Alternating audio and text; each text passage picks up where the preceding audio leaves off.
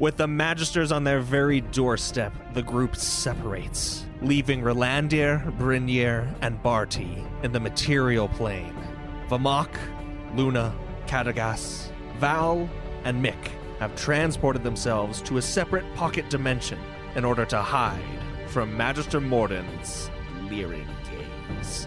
Now, on the steps of the inn with Brynir, missing a hand, bleeding, covered in vomit and crap, his own, Barty and a surgeon stroll up, seeing these dozens of magisters who do part ways, leading up to Magister Mordin, so you're able to walk up to him. This human surgeon is, nervously adjusting this monocle on his face and clutching his medical bag to his chest, shaking after seeing the magisters, and he whispers in your ear, "You didn't tell me anything about magisters!" Barty turns to the surgeon. He says, "Now, don't you worry a bit. I know the look of a good customer when I see one. I tell you what, you go down those stairs right now, you're going to find out what you need. Excuse me, sir, I'm just trying to get some medical assistance for a friend. He took a terrible stumble there in the cellar, bringing up a new great brew. You all look like them thirsty men. My name is Bartholomew, sir, and yours?" He says, sticking out his hand, which is once again the size of an average human's. Magister Mordin shakes your hand a little cautiously and he says, "I'm Magister Mordin of the 12th Rose." "Goodness gracious me, you of the Church of the Ten Truths?" "The one and the same." "Excuse me, it's not often that you meet someone of great power. Can I get you a drink, sir?" "We have some actual important business to attend to. Is this your establishment?" "This is, in fact, Lerolt's This is my humble, and I will admit humble, inn. But, sir, I understand you have important business, but it would mean the world to me if I could serve the church just a little bit. Please, sir, please. I've got the finest brew down there in the cellar, and we can get your business right after I treat you and your men to a drink." Now, this whole time, Mordin's been, trying to butt in, but obviously this southern charm is not allowing him to. And when Bartholomew finally stops speaking, he says, Yes, but could you just answer me one question quickly then? And then you can attend to our every need if you so damn well want to." "That would be my unique pleasure, sir. How can I assist you, Magister?" "You are then entirely unaware of any goings-on related to intent here. Is that true?" "Sir, I am a mere humble, fellish innkeeper. I don't even know what intent is. I have the intent to serve you well, so if that's what you're talking about, then, call me guilty. But beyond Please that..." roll deception with advantage. It's 21. That beat my insight. So Mordin gives you another once-over and is like, "Very well. Caragard." And he turns to the other magisters. "Send the lot back with you. I'll take 6 here with me, and we'll investigate a little further." And one of the magisters just goes, "Aye, sir." And then the majority of them pad on back down the road and start stalking their way back toward Bastion on this fine evening. Magister Mordin still has 6 magisters with him, a force to be reckoned with for sure, but the magisters enter at Mordin's behest, but Mordin looks down and he says, "This fellow of yours, a bar hand perhaps, or one of your many lurid guests?" "He is, looking a hand short actually, but he is in fact bar hand. He had a rather fiery temperament. See, it looks like he got him into some trouble." "Yes, I can..." One moment. And he bends down and he mutters a few words to himself, and you just catch bits and pieces of these phrases, but they're verbs, they're actions. It's like stitch and fix and grow and bend and rack. And you see Brynir's hand basically rematerialize, good as new. He's still unconscious, mind you, but for all intents and purposes, Seth, Brynir is now stable, but you're still unconscious, let's say. And then he stands up and he says, "Well, I don't mean to, of course, inconvenience you, but it seems then you are a hand short." "If you do not mind, I'd like to go down to the cellar real quick. I'm going to pick up the barrel. I am going to bring it right back here, and I would like to treat you all to the fairest brew this side of King's Peak." "Very well, but you will permit us then to restrain this servant of yours." "If it's all the same to you, I think just having him here, honestly, is too much. He looks like he's getting a little sick. If you don't mind, I'll lock him. Could you lock him in the outhouse? I'll take you over there right now. It should only take a few minutes. I don't want him getting my entire establishment dirty. It'd just be a real inconvenience. Yes, of course. Saris, Wilfrin, go with the proprietor here. I'll be waiting for you at the bar, my good man. So Bartholomew guides them. They kind of take Brynir to the outhouse. Yeah, they're just like dragging him like one arm over one guy, one arm over the other guy, and they're just like dragging him feet behind them through the snow. Where hopefully he can expel some of the worst of his things and gather himself prior to coming back in. Then, in that case, Bartholomew does take the attention to turn his head so he doesn't choke on his own vomit, because he will continue to do that unintentionally. And then Bartholomew just turns to the other two. Now, what say you we get in there? In fact, I think I might just have enough time to whip us up some mulled wine as well. Come on now. Very well. One moment, please, one of the magisters says, and he turns to the outhouse where you've, placed Brynir inside. And where the door kind of connects, where the lock is, he says, weave and grow and connect. And you see the wood and the metal kind of mesh together and form a quite difficult to break lock that keeps it firmly shut. Brynir inside. We're going to flash downstairs to the basement as this monocled doctor opens the door, just looks down these stone stairs and goes past the cellar and then into the giant summoning circle magical ritual chambers like, oh, Agabov, protect me. Sareth, hold me. Sareth, guide me. And he's like making signs and like twirling his little signet ring. And he's walking down the stairs and he sees Ralandir and is like, oh, this must be the one he spoke. This must be the one he spoke. Don't look, don't read, don't look. And he comes down and he sets his bag beside Ralandir and he opens up his surgical tools. He mutters another prayer to Sareth and gets to work. Bartholomew, take it away. All right, Bartholomew walks in, and he says, he gestures, he kind of points the two magisters who accompany him to a seat. They're all kind of lined up at the bar, nice little place, whatever, and he says, now, I was telling these two fellas, it's an awful, frightfully cold day out there. Magister Mordin, beyond this brew that I do intend to grab, could I interest you in my grandmother's famous mulled wine? I'm sorry, her what? Mulled wine? Mold, yes. Now, I am absolutely certain that a man like you, refined man like you, has had to have tried mulled wine at some point. I'm not asking. I'm giving. You, sir, need this. This will change your life. Are you cold, sir? Was it a rough walk over here? Indubitably. And I understand that a rough walk like that, in this weather, just trying to do your duty to the people, making it happen, making it work. Now, sir, you can excuse me, but that just sounds hard. Pour the goddamn drink, won't you? You're right. No. I'll be on my way. I'm going to go to the cellar real quick. I'll grab it. Be right back. Bartholomew descends to the cellar, where there are drinks. Like this is the pre-giant cellar. He goes down there. He walks past. He goes down to the cellar.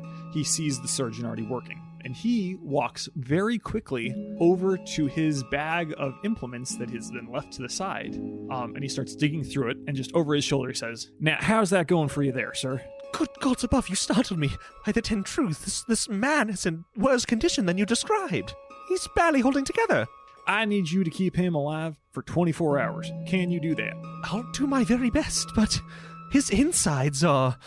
I won't describe it. It doesn't matter. I need 24 hours. If he is breathing in 24 hours, I will solve the problem. Right now, I need to make sure we are still breathing in 24 hours. So can I leave you here, and can you take care of it? Very well, but I'm tripling my fee. Gosh dang it, pull yourself together. You are a man of medicine. You are a healer. Your hands can touch the very soul of man and fight off death swinging his foul sword. Look at me. And he grabs him by the collar. Look at me. When I come down here, the magisters will be gone. And if this man is not alive, I am the one you are going to have to answer to. And now ask yourself this. If I can get rid of dozens of magisters, what can I do to you? He just nods silently. Freaking Bartholomew. Dude, it's going to get good. I'm super pumped because I didn't ever think this is going to come up. But he pulls out a couple of things, and he's mixing up something really together, and he's da-da-da. And so he's got a small drink. He walks up to the cellar, grabs some wine for his mulled wine, grabs a couple of the ingredients. He gets the classic spices, cinnamon, cloves, that sort of stuff. And he grabs a barrel of brew. So he's got like a sack and he's got a big barrel. And he's really enjoying the fact that his arms are now a good 6 inches longer than they normally are. So it's much easier to carry that barrel, and the sack is actually holding on pretty well. So he walks up the stairs and he says, "Now, my friends, are you thirsty?" Now, somewhere else, far, far away, or perhaps very, very close, in a plain wooden 30 by 30 foot room, stands Vamahk, Val, Cad, Luna, and Mick. Luna kind of steps into the room, just looking around its mundane features. It's like, where exactly are we? We are in a pocket, if that makes sense. It is a trick that I learned from my previous patron. Wherever there are planes of existence, you can open up little gaps between them. And that is what I did, and that is where we are. We are in between worlds, so to speak. We should be safe from detection by Magister Mordin or any of the others. How long will we be able to stay? We can stay indefinitely. This place will not expire. However, I require a rest. I will not be able to create the doorway again for some time. We will be here for a little while. How long is that exactly? Luna looks up at you. I must rest for a few hours at least, but in order to properly regain my strength and any magical capacity, I would say 8 to 10 hours. So Ralandir could die in between now and then, and we wouldn't even know. It is possible that he could die, but very unlikely. Bartholomew is quite a cordial fellow, and if he returned with a doctor, I am sure he found a way to treat Ralandir's wounds. Luna starts to pace back and forth, and she's like, No, I can't. I maybe you can, but I can't just stand here and wait. I have to go back." Luna, this is a stupid and silly thing, but I have a game we could play. Is it your one-person game? Val has since modified it. Mick, in teaching Mick, he has learned that it is a one-person game, and it is now a two-person game. Well, it's charming. Val, this may escape you, but I am not a child. Of course you are. I am a child. She's fuming. And she looks at Cad and she's like, "I'm going." And he's like, "No, Val's right. Going would be stupid. And you may not be a child, but you're also not stupid, are you? Well, I mean, last time we met... Shut up. Both of you." The fact of the matter is, unless any of you know how to conjure a doorway between planes, and you know which planes we are sandwiched between, it will not be possible to leave until I am able to cast the spell again. I think that Vamahk is right. We all need rest. Especially you, Luna. Luna is still pacing back and forth, and she's like, No, if he dies, it's on us. It's on me. I sent you there. And Catergas kind of, like, motions to Vamahk and leans in. He's like, "Though that may be true for most of us, I doubt it's true for her. If you could help a little in keeping her here." Luna. What? Think of the alternatives. What would be better? To trust in our companions and to trust that Bartholomew is administering to Ralandir? Or would it be better to barge in there, weakened, bruised and bloodied? I am sure you have seen our state. I didn't mean anything about bringing you. I don't know if I could. Luna, it would be suicide. I am sure the name Magister Mordin means something to you. Cad coughs. And Luna just glares at him. Yes, it does. Then you would agree that it would be wise to bide our time, to make absolutely sure that we have a plan that will dispose of Magister Mordin without getting anyone in the crossfire. You are so concerned about Ralandir right now. What do you think Mordin would do if you were to suddenly appear? Would he simply let Ralandir go? Let him and Bartholomew go about their business? Keep the other tavern guests entertained? No. If he knew that you were even somewhat connected to them, I believe he would kill them on the spot. And And you think that Magister Mordin is just allowing Bartholomew, allowing Brinier to sit idly by? No, he is a sly fox. He will see through their lies. He will find out and he will kill all of them. Cut to Bartholomew doing bartender tricks with the drinks. Well, but right now Bartholomew's actually he's with one hand he's stirring the mulled wine. So he's one hand he's got that stirring, and there's this really great aroma of spices and wine in the room. And then he's also pouring with the other hand another, the next round of drinks for these guys. Just, this is just the greatest time. The 6 magisters there are completely enthralled, and Mordin looks like he couldn't care less. He just looks at at peak annoyance. Back to the room. No, look, Luna, Vamahk is right. Mordin is, of course, a force to be reckoned with, and I'm sure now after these years, even more so. Though I'd like a crack or two at him again. I've got a score to settle after all. It's wise for us to stay. He turns to Val. Val, why don't you teach us all this game, then? What's it called? Well, if we're going to add additional players, I might need to amend the rules again. Val, don't worry. I know the game. I could teach it to Cad or Luna. Oh, well, yes. I modified it since I taught it to you. It is now a 2-player game. But if there are 5 of us... Are there 5? I didn't count. How many of us are in this room? Yeah, there's 5. Great. If there are going to be 5 of us, I might need... It's called Eneda Thisura, Sword and Shadow. There will only be 4 players. I myself require rest, and I will do so. And Vamahk goes to lay down. He just turns over, faces the wall. Now this room is bare, isn't it? Or there? Yeah. It's just a wooden box with a door. Well, there is no door right now. Yeah, there's no door. We're just in a wooden box. Oh my gosh. That would actually be really terrifying. Val will turn to Luna and ask very gently, will you play? Through gritted teeth, she just goes, fine. Val will take that as a success. And sit down and get out his dumb platinum cards that he has. I forgot how stupid this game is. He'll get out his platinum cards and amend the rules for 4 players. Now, just for the listeners' sake, Laurel, because I don't know if this has come up organically, but this is basically a game that Val invented in his free time that equates basically to solitaire, but he wasn't aware of that. It's Spider Solitaire, yeah. It's a game he invented during his enforced quarantine for that decade that his parents never let him leave the house or see anyone. This is the game that he invented. In the hopes of playing it with another person, only to find out that only one person can play it. Yeah, exactly. As Vamahk lies down in this bare room, turning to face the wall, Mick, Luna, and Cad sit down with Val to learn how to play Sword and Shadow.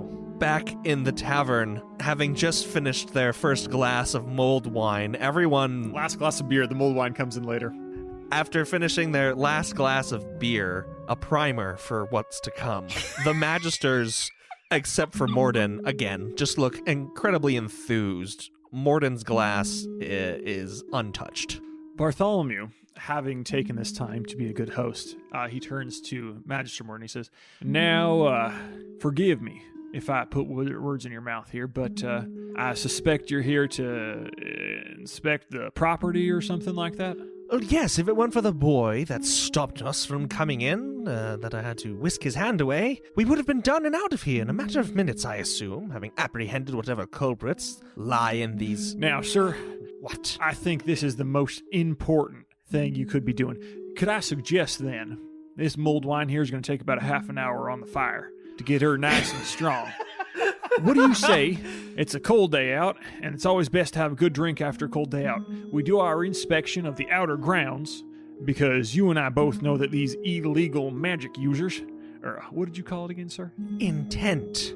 Yeah, that's it. These illegal intent users, they will do it right under your nose if you let them. They try to trick you. So please, come. I would feel much better if you would be willing to do an inspection of the whole grounds. Then I can treat you all to a cup of wine. And then You can do a quick look over here, as you said, a matter of minutes, and you can be on your way. Stomach's full of nice warmth, part free of the trip back to Bastion. Does that work for you, sir? Very well. You will take me then outside on the grounds, and we will inspect the adjoining buildings and whatever sheds and whatnots you have, while my magisters here will comb through your upper floors of this establishment. That sounds like a perfect compromise. I knew you were a smart one, sir, when you came in. Come on. All right, gentlemen, just so you're aware, if you're looking for the occupied quarters, as far as I know, we've got guests in room 9, 17, and 23. Now, the other ones, they could be even more suspect, you know. When there are empty rooms are the devil's playground, as my grandmother always said. What? And sir, if you could accompany me,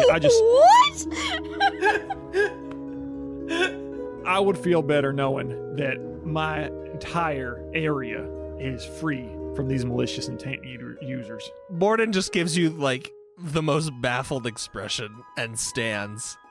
His magisters also stand, and they seem a bit tipsy as they start to move about the parlor and up the stairs. One kind of trips over his robe a little and recovers. Upon seeing that, Bartholomew comes. Now, gentlemen, you're looking a little rough, so I'm going to tell you two things. Go slow, and if you could wait until I get back for downstairs, because that staircase is crazy, and I don't want anyone getting hurt. Yes, you did mention someone took a nasty fall, didn't you? Absolutely tragic. So, yeah, you guys take the upstairs. Let me show you the shed out back here. I have been thinking something is off about our woodcutting shed for weeks now. And having you confirmed that there's no problem, that will put a great balm on my soul. And Bartholomew begins a not excessively long tour, but maybe a more complicated tour than is strictly necessary of all of the grounds surrounding Little Slav. As you do exit into this frigid evening air, then, heading toward the woodcutting shed, or whatever you called it, Mordin is looking about and says, "Now, you aren't one of those superstitious folk, are you?" To tell you the truth, have I seen some things following me before? Yes. And I will never break a mirror. Plus, you know you can't walk under ladders. But I'm not a very superstitious man. I like to think of myself as appropriately cautious. I just believe that if you think that there aren't people and beings out there who are trying to hurt you, you're fooling yourself. You're acting without any sort of foresight that could be protective and save you. So better safe than sorry. And I appreciate you doing this for me, sir. Really, it means a lot. I didn't know who to go to. I've only been here for a short time, the proprietor of this establishment, and it's sometimes it's hard getting your bearings in a new place. Sereth above, just please tell me that you're not one of those folk that thinks there's some sort of hob in the rafters of your woodcutting shed or some lob lie by the fire on the parlor floor. No, sir. Not actually. The issue is I've been hearing folks talk about a tiny little thing that'll steal your children if you let them close. Now, I don't know why, and I don't have any kids, but you could understand what that would do to a businessman's reputation if one of them there creatures stole the kid's very parent who passed here. That was just an absolute tragedy. You, sir, are really heaven sent. There are no small creatures about that steal children. I'm afraid the only things in this world are humans and kin, and murderers and rapists and the like stem from both of them.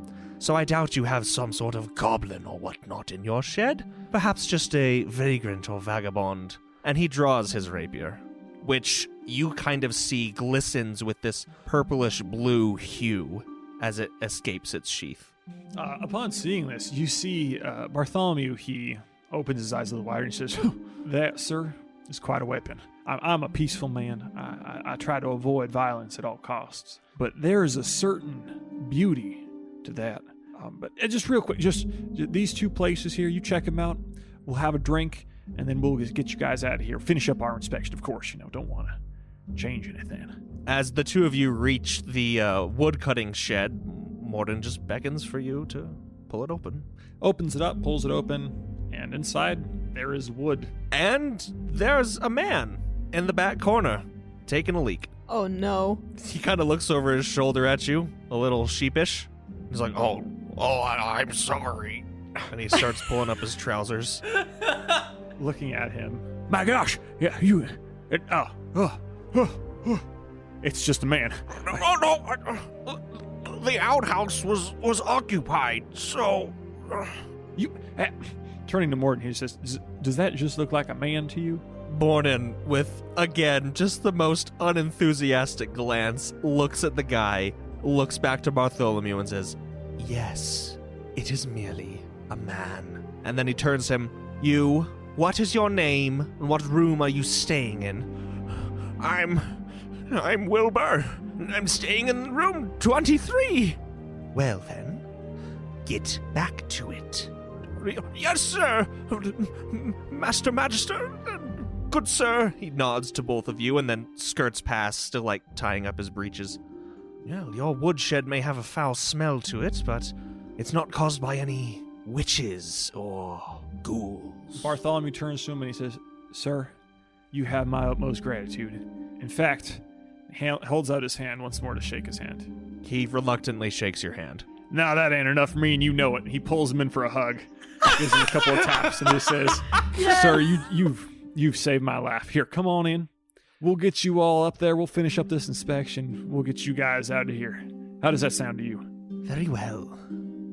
At this point, Brynjar's probably coming too. He's stuck in an outhouse. Your trousers are soiled. The front of your shirt is covered in your puke. You've got a nasty ringing headache, and your arm feels like it's like it's been asleep forever. A weird, tingling, numb sensation, but it moves just fine. All groggy and whatnot, Brynjar is coming to, still kind of like in a daze, and just thinks to himself, I think I must have hit the bottle too hard again. And then he tries to open the door. As you do, you notice that even though the lock is not engaged, the door just kind of shudders when you push against it. And you see that the metal and the wood near the lock have actually fused to keep the door shut. Brynjar starts banging on stuff. As he's starting to remember a little bit, he was like, wait a second, what the heck is happening now? And he was like, there was this guy that showed up, and then, why do I have my hand? And he starts trying to like bang on everything, trying to find a weak spot in the wood. As you're violently banging against the door and the sides of the outhouse, this ruckus comes to the ears of Mordin and Bartholomew across the yard. Ah, it seems your diligent servant has awakened. Yeah, I want to tell you the truth. It's probably best just to leave him there. Honestly, I can only imagine he's going to cause more problems for you. So why don't we get you all finished up here? I'll take care of him afterwards. You were already too kind restoring his hand like that and help him and get out there. Too kind, sir. Indeed, too kind. I can take care of him afterwards. Very well. If you wouldn't mind solving that problem immediately, I'll show myself inside and take the liberty of interviewing these guests of yours. Please do, sir. Obviously, feel free. And Mordin strides away back toward the tavern. In a small wooden room in a pocket dimension across the universe, about 20 minutes later, the first game of Spider Solitaire is successfully concluded. Luna looks confused. Cad looks wildly interested, but equally confused. Win again! Up for another round, Caddy! And he's just like, Cad just like scratches his phone. He's like, yes, I don't get it, but I must. Especially since this is some version of Spider Solitaire that two people playing against each other, one of them can win. Correct. Now 4 people. Or that's the great trick. There isn't. Mick just says he wins every time. Nobody can win. With all of this ruckus going on, Vamahk rolls back over, turning away from the wall, looking at everybody. And, he sits up. It looks like he's about to say something in a frustrated type tone, but you just see him let out a breath. Well, it appears that this game is very enthusiastic, and I doubt that I will be able to get much sleep while it goes on. So, while I am awake, there is something that I am curious about. Val, when I met you, you wore a cloak. It was black, and it had stories written on it in magic. The stories were interesting. However, you do not wear this cloak now. You have not worn it since we returned from Tentaver's realm. What is it to you? It is shadows to me now. I no longer remember the people whose deaths I described, and I feel no sorrow for them. Sorrow. That is not something that I have felt since I was a child. You see, where I come from, sorrow is weakness, regret is weakness.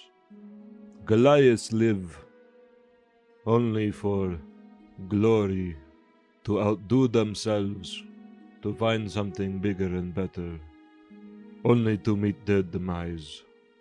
And because of that, I shunned their society. I separated myself from it. Only fools think that dying is strong. But now that I travel amongst all of you, you seem willing, or perhaps even eager, to lay down your lives for some greater cause. And why is that? What is the source of your conviction? Because as I see it, anything that would lead to my own death would be considered foolishness. I am afraid you will not like my answer very much, then, Vamahk, because it is foolishness that guides me. Cad kind of leans forward, like whispering to himself as the two of you are talking, and he's like gathering up the cards. Like, well, I think this is done. Really killed the mood there. To be perfectly honest of my own shortcomings, Vamahk, I am an idiot. That much was evident.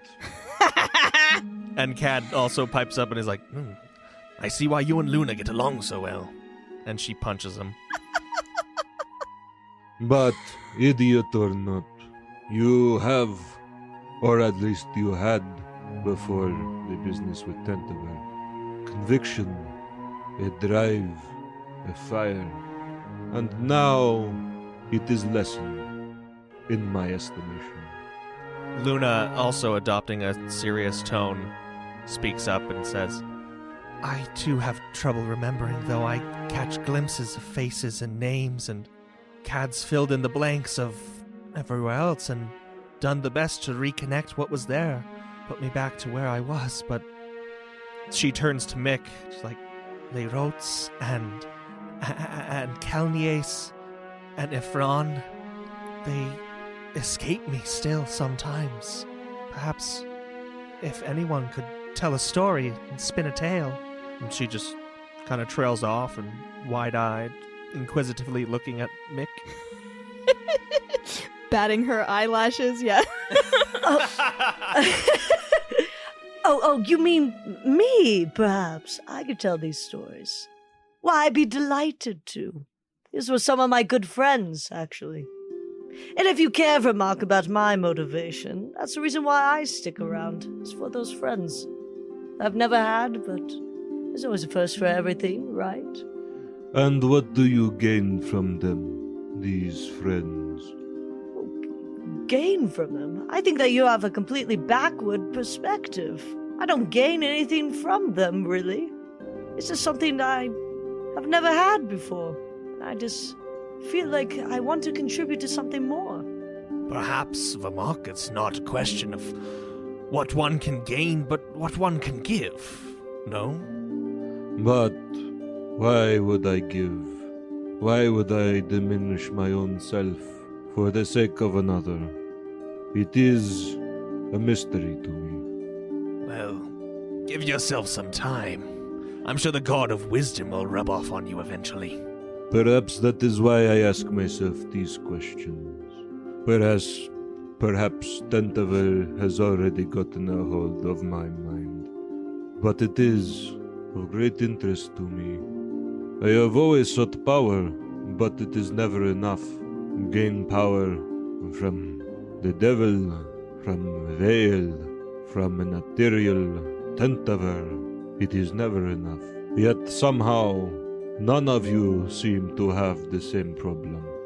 It seems to me that's where you have been diminishing. Not in giving yourself to others, but in seeking power. Perhaps you should learn a lesson from all of us. Take me, for example. I've given myself to this company, and I feel that although I've sacrificed a lot, or a fair amount, maybe not as much as some of us in the present company, but I feel I've gained a lot more. I mean, look at me. I could finally face myself in the mirror. And then I briefly go into my original self, and then come back into my Tailic man. Cad leans forward and he's like, Mick's right, after all, and you seem to seek a pure power. The source, then, of these ethereals, the highest order of strength. Have you never asked yourself that perhaps there is none? But there must be. There must be some power, something out there that the truly strong possess. If not, then we are all fated to die, like the foolish ones of my clan. It is as if we beat against a mountain, expecting it to move, but in the end the outcome is always the same. Well then, Vamahk, you have, I think, quite a bit of wisdom yet to gain for... And he just kind of puts a arm around Luna and he's like, for some of us can move mountains. We're going to go back to the inn as Bartholomew reaches Brynir in the outhouse. Nah, Brynir, seems like you're awake. Barty, you're back? Let me out of here. Yeah, a couple of problems. One, I can't. I don't know if you noticed, but there's the door doesn't exist anymore. What do you mean the door doesn't exist anymore? So traditionally, the difference between a door and a wall is the fact you can open a door. Barty, don't make me bust this thing open. I actually need you to bust this thing open, because I can't. I don't carry weapons, sir. I don't harm things. So what I need you to do is bust this open. Preferably not yelling, because I may need some backup. Right now, I think I can get them out of here and out of our hair. But you remember that part where I said I don't kill things? There's 6 of them, 1 of me, and they seem a little bit more interested in making that 6 of them and 0 of me, so I could use some backup. I could also use someone to check up on Ralandir. I haven't been able to go down there, actually. I mean, come on, man. You do like 90 push-ups a day. You've hacked up enough wood to have built this outhouse 6 times over. You're telling me you can't break down this stupid door? What do you mean 90 push-ups? That's just practice. The warm-up. Brynir, either way, the point stands. Open the door, do it quietly, and possibly have your axe ready, because if not, we might all die. Well, I don't know if you noticed, but I never took my axe upstairs. Do you know where my warhammer went? It's sitting amongst your crap and vomit, lying on the dining room floor. Now, I've cleaned it up as much as I can, but frankly, I didn't enjoy that much. So, I need to get in there before they go downstairs. I'm going to run to that doorstep, get that hammer, and I'm going to throw it through this crescent moon here on this dear outhouse. Every outhouse has one. Don't contradict me. So he's peering at you through there? Bring your space in a crescent moon. I do not care what you need to do, but get this door open, do it without screaming, and possibly kill someone. But wait until my signal. I think I got this. Fine.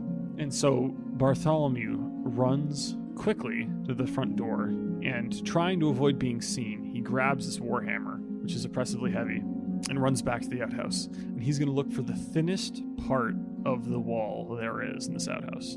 And he's going to try with all of his might to stick it through so the hammer head can get through, because then he can just pull the handle through. You could probably fit the handle through, not the head. Oh, okay. Here's the plan. It's an outhouse. It is outside. Every piece of wood outside near the ground will rot. Thus, the boards near the floor of this outhouse are going to be weaker than the boards up top. So he's going to take it like a golf club, and he's going to swing it at those boards. And he's just taking this warhammer. This is Bartholomew. Takes it, swings it at the boards. He's just trying to get it big enough to where a little bit of the head can go through, and then Brynir can figure out what to do with it. Do a strength check. 11. while Barty was going to do all that, I'm gonna go ahead and say that I took some healing thingies, the hit dice. Yeah, you've had time for a short quote-unquote rest. Actually, no, I don't think you can, Seth. Like, this has all been pretty heated since you woke up. You haven't really had a chance to, like, sit and rest and recuperate. But if you'd like to break out of the outhouse, you can do a strength check. That's a 26. So as you push forward on the door, it doesn't buckle, it doesn't come off its hinges, but as Bartholomew simultaneously strikes at this rotten wood at its base that cracks and buckles, the back half of the outhouse then also rips up, and the entire structure just tips forward, carrying you inside it, and smashes on the ground with a splash and a crash, splintering into pieces, and the crap-covered Brynir is free. I like that epithet for Brynir. Good job, Barty. I didn't think you had it in you. So Bartholomew takes his hammer and says, hands it to him and says, like I said, I think I can take care of it, but I need you as backup on my signal, okay? Well, what's your signal? It'll be really clear, like, attack them. Fine. And he takes the warhammer. Inside, downstairs, the surgeon is working away on Ralandir. He's given him some numbing agents. He's basically rearranged a bit of his insides at this point. He's stitched him back up. There's blood on the floor. There's blood on his hands. And then Ralandir comes to consciousness with a great big gust of breath. And the surgeon's just like, oh, no, please, stay calm. Who are you? What's going on? Stay calm, stay quiet. By Sareth, please don't hurt me. I'm not going to hurt you. You're obviously helping me, but where are the others? Your friend, the Bartholomew gentleman, he sent me here. He paid me to administer to you. There's magisters all around. And they're still here. How many of them?